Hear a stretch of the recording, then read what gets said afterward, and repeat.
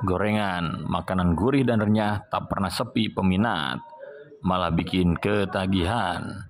Namun, di balik itu resiko kesehatan mengintai, bahkan beresiko terkena penyakit jantung. Penyakit jantung merupakan penyakit paling mematikan di Indonesia. Data Badan Pusat Statistik mencatat, dalam beberapa tahun terakhir, Indonesia mengalami tren peningkatan terhadap makanan dan minuman cepat saji, termasuk salah satunya gorengan. Proporsi penduduk yang mengkonsumsi gorengan mencatat kenaikan signifikan, yakni menjadi 51,7% pada 2023, dari sebelumnya 45% pada 2018 silam. Gorengan hanya kalah dari mie instan.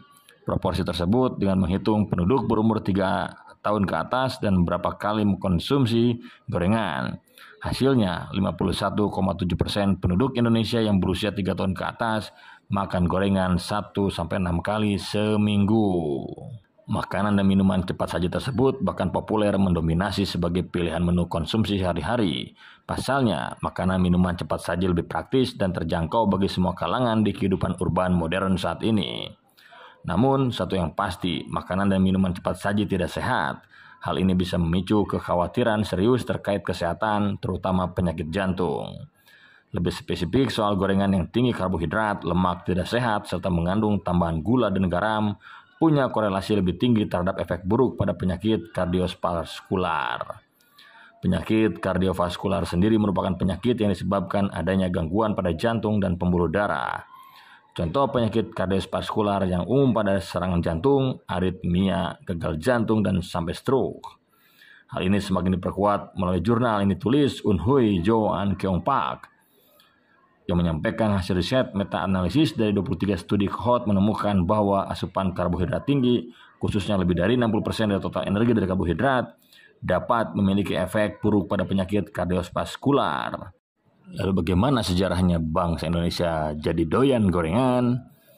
Tingginya konsumsi gorengan, masyarakat tidak terlepas dari kemudahan memperoleh minyak goreng dan tepung terigu yang dalam sejarahnya baru terjadi pada dekade 70-an.